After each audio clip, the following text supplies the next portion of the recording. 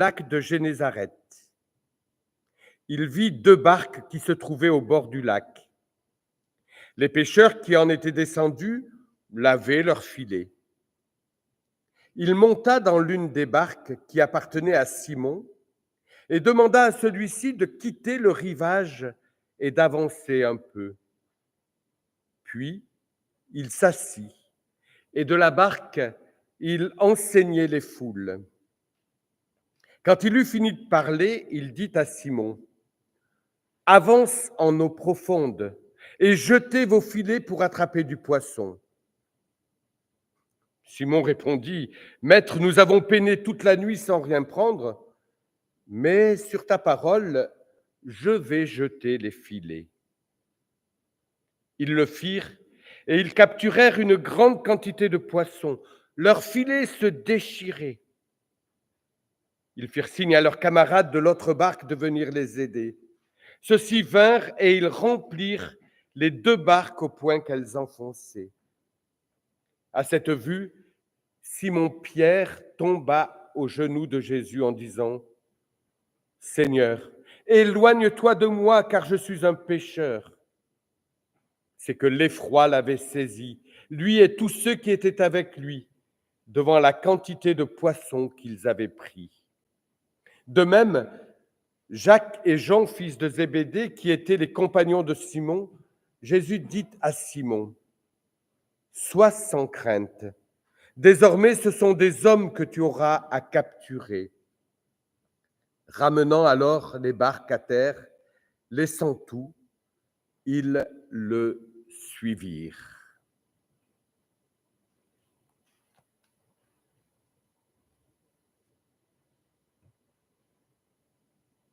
Laissons quelques instants résonner cette parole du Seigneur au milieu de nous et en nous.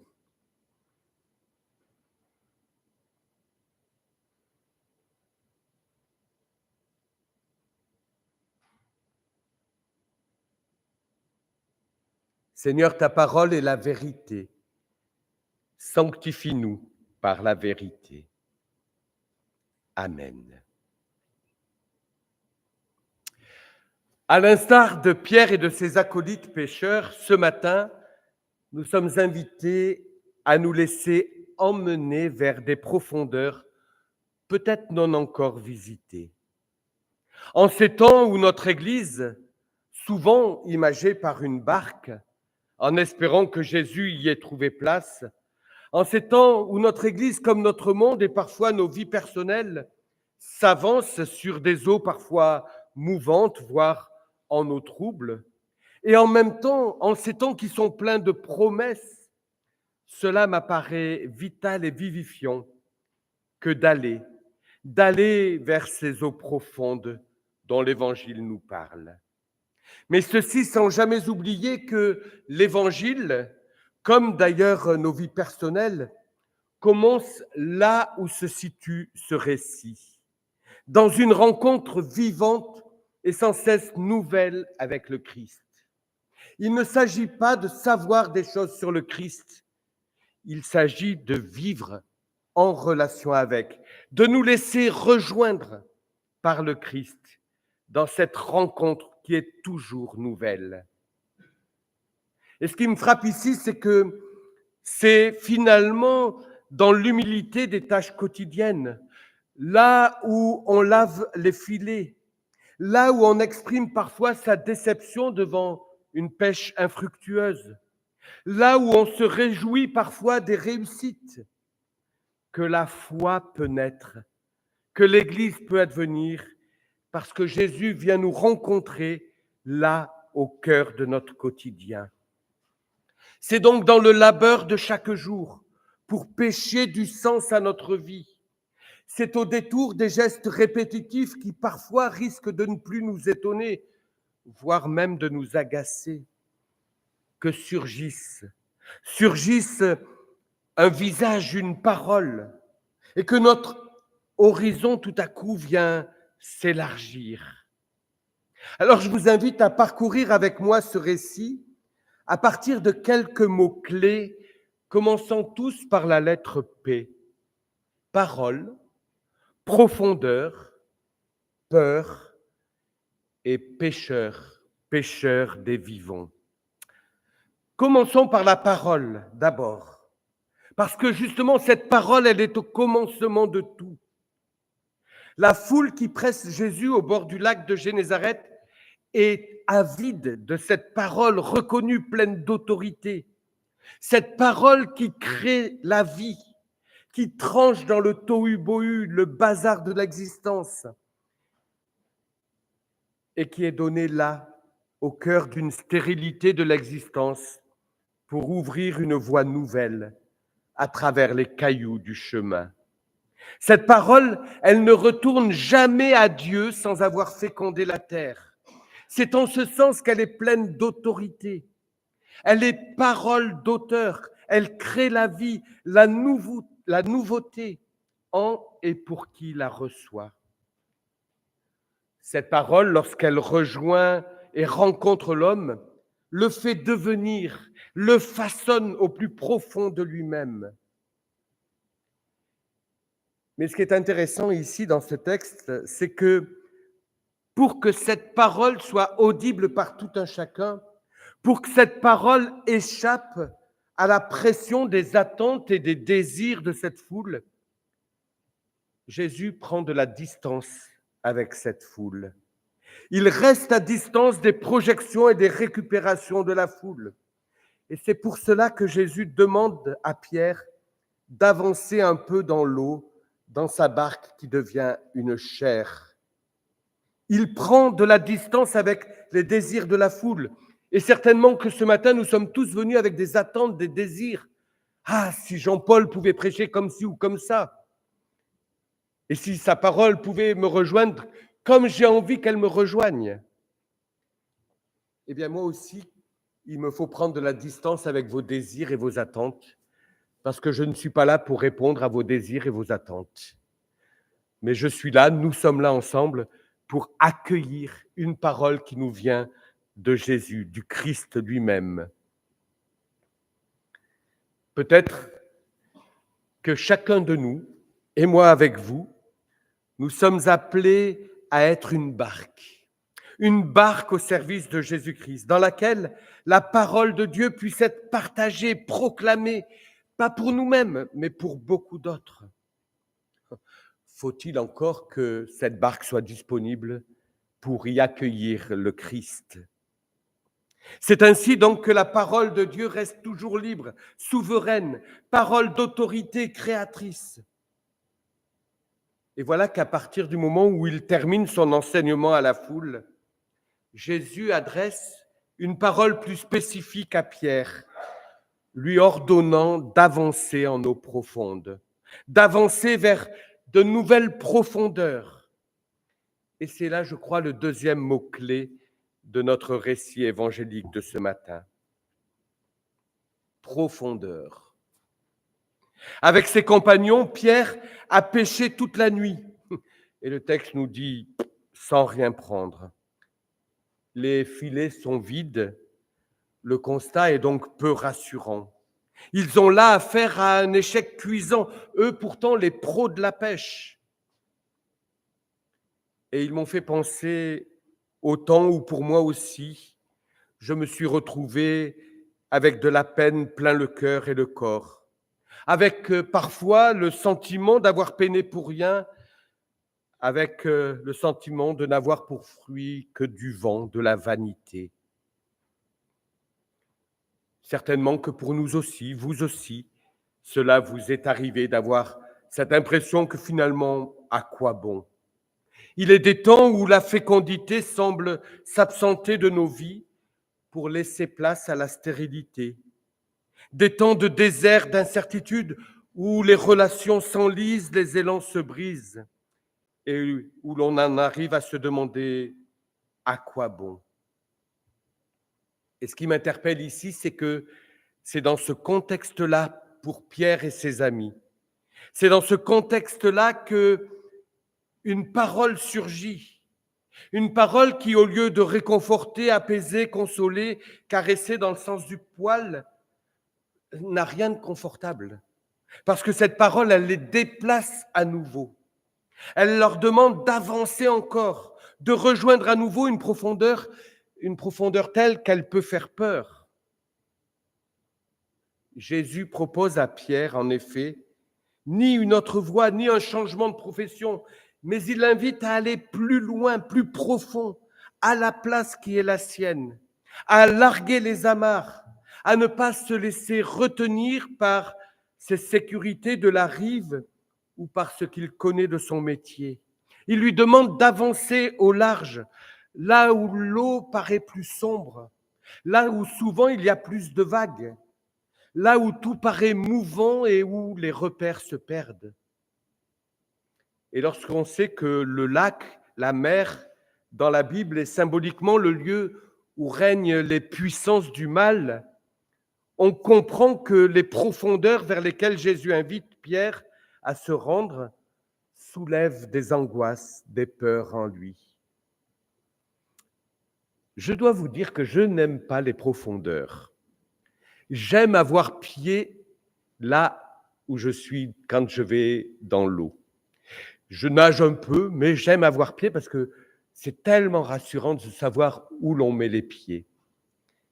Et voilà que ce matin, la parole du Christ nous invite et m'invite avec vous à aller vers des lieux où l'on n'a plus pied, où l'on ne peut plus rien contrôler, où simplement on est en train de se dire: est-ce que je peux encore avoir confiance?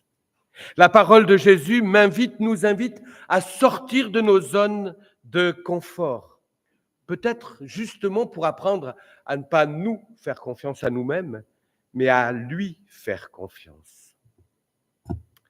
Et j'ai été émerveillé par Pierre. Pierre qui laisse la parole de Jésus infiltrer ses certitudes. Pierre qui laisse la parole de Jésus créer une brèche entre cette nuit stérile, la nuit entière nous avons peiné sans rien prendre, et l'avenir promis de l'inédit. Sur ta parole, je vais encore jeter les filets.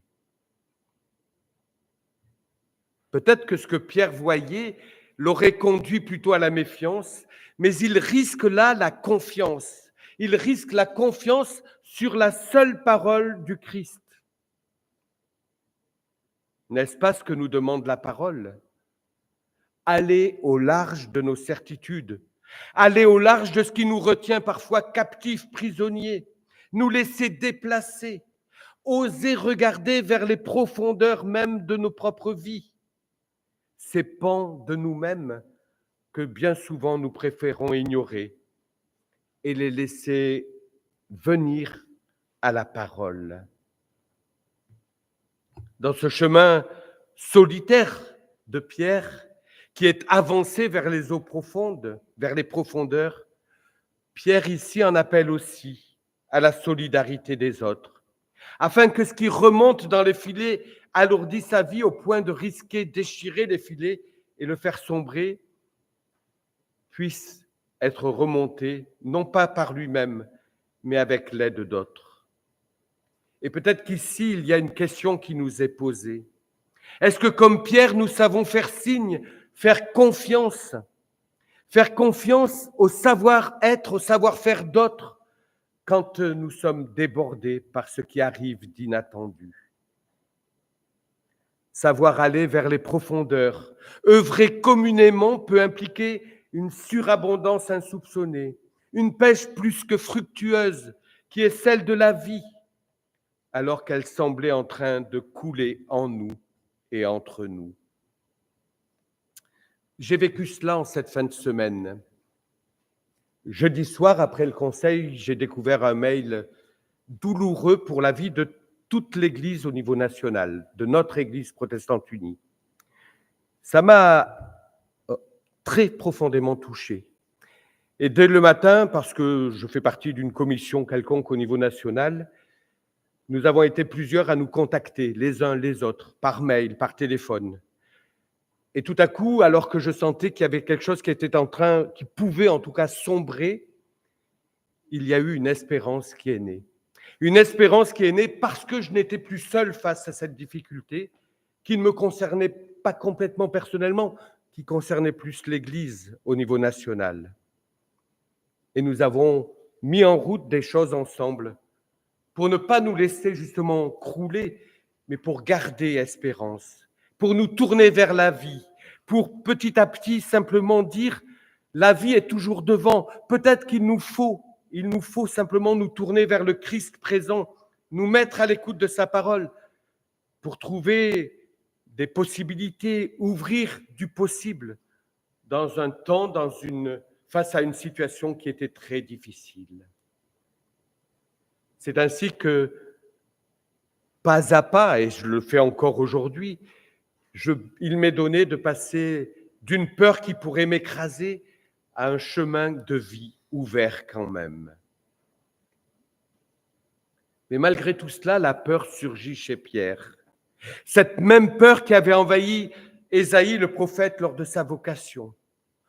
Et je crois que cette peur, elle rappelle qu'en présence de la parole de Dieu, il y a un ébranlement de tout l'être, un bouleversement qui a besoin d'être apaisé.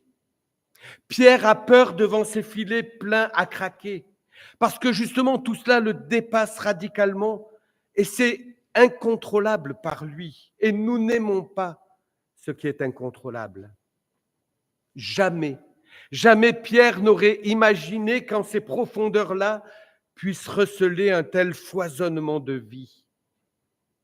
Devant ce qui le dépasse et le surprend, le fruit d'une parole d'autorité de Jésus, il ne peut que prendre conscience de son insuffisance, de son état de pécheur.